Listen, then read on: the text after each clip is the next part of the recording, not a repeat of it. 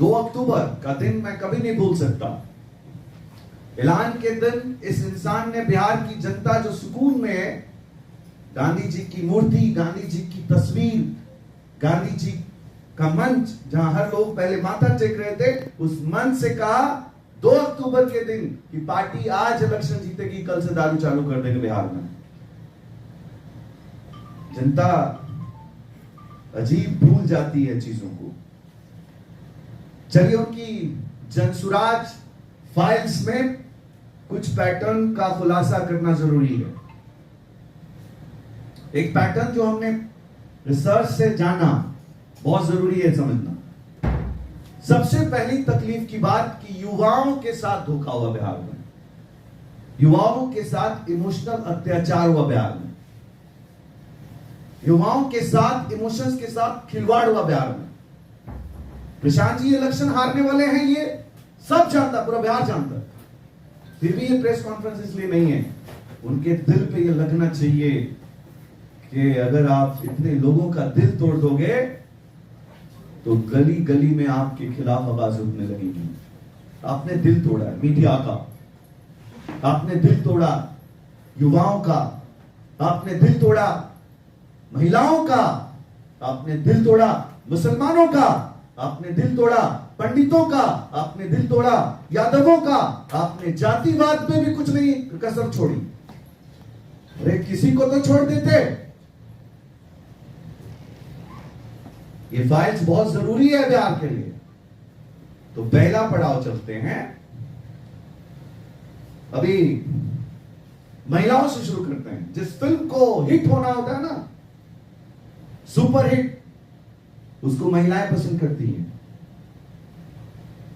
आज नीतीश कुमार जी हमारे बिहार में जो डेवलपमेंट लेके आए, जो बदलाव लेके आए, उसमें सबसे बड़ी भूमिकाएं वोट बैंक महिलाओं का पीछे से है, उनका बल है पीछे। प्रशांत किशोर की कहानी शुरू करते हैं बापू सभागार में, जब उन्होंने महिलाओं को बुलाया। आप सभी मीडिया को याद होगा, नहीं तो आप जाके यूट्यूब से निकाल लीजिए। सिर्फ महिलाएं आई और महिलाओं को कहा गया कि 40% सीटों, 40 महिलाओं को इलेक्शन लड़वाया जाएगा, महिलाओं को 40 सीटें दी जाएंगी।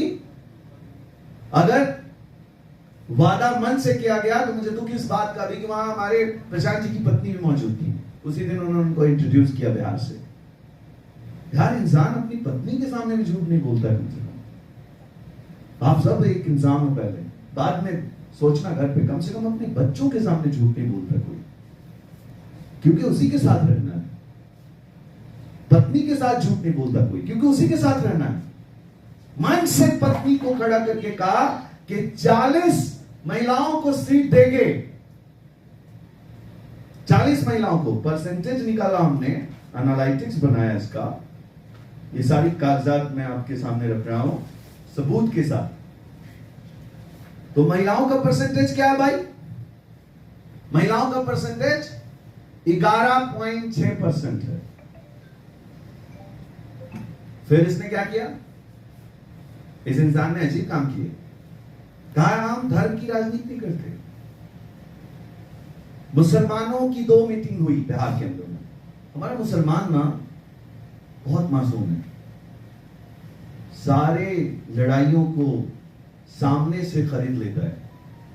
बिहार की सरकार एक ज्वाइंट वेंचर से चल रही है। हमें पिछले कुछ वर्षों में कहीं कोई तकलीफ नहीं है बिहार के अंदर में। बिहार सुरक्षित हाथों में है, डेवलपमेंट की राह पे चल रहा है। उन मुसलमानों से, मेरे भाइयों से, मेरे प्यारे बुजुर्गों से, मेरे नौजवानों से पूछ रहा हूं, क्या आपको हज भवन में, क्या आपको बापू सभागार में इस व्यक्ति ने नहीं कहा था कि 40 सीटों पर मुसलमान इलेक्शन लड़ेगा? कुरान की आयतें पढ़ी गई थी। इमोशनल मुसलमान उस दिन ये समझ बैठा कि अब आरजेडी की जरूरत नहीं है, आरजेडी के बाद हमारे पास एक विकल्प है।